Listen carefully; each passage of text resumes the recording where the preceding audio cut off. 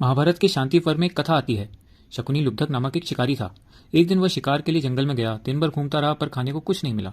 अचानक आकाश बादलों से भर गया और जोर से वर्षा हुई।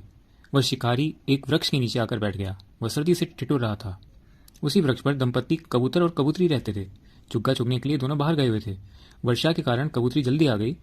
पंख गीले होने से वह ठिठुरकर नीचे गिर पड़ी। शिकारी ने उसको पकड़कर अपने पिंजरे में बंद कर लिया। कबूतरी पिंजरे में कैद हो गई। वह डरी हुई और दुखी थी।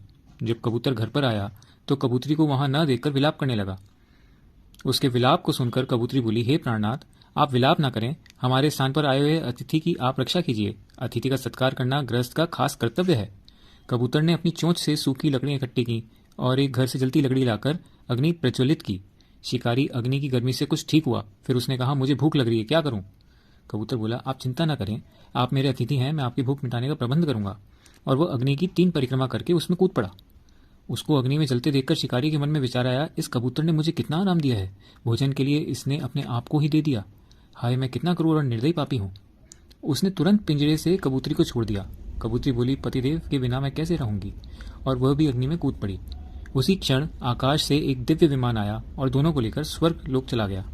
यह देखकर शिकारी ने अपने अस्त्र शस्त्र फेंक दिए। उसने निश्चय किया, अब मैं किसी का शिकार नहीं करूंगा और नित्य भजन करूंगा। जब वह वापस अपने घर जा रहा था तो जंगल में भीषण आग लगी देखी। उसी अग्नि की चपेट में वह स्वयं भी आ गया। उसने भजन करते हुए अपने प्राण त्याग दिए और भजन करने से उसकी सद्गति हो गई। उसे भी भगवान का विमान लेने आया। यह कहानी श्रीमद् भगवद गीता के अध्याय 8 श्लोक 5 की एक अत्यंत सुंदर व्याख्या है, जहां भगवान श्री कृष्ण कहते हैं, अंत काले च मामेव स्मरण मुक्त्वा कलेवरम यह प्रयाति समद्भावम याति नास्त्यत्र संशय। अर्थ, जो मनुष्य अंतकाल में मृत्यु के समय केवल मेरा ही स्मरण करते हुए शरीर का त्याग करता है, वह साक्षात मेरे स्वरूप को ही प्राप्त होता है, इसमें कोई संशय नहीं है।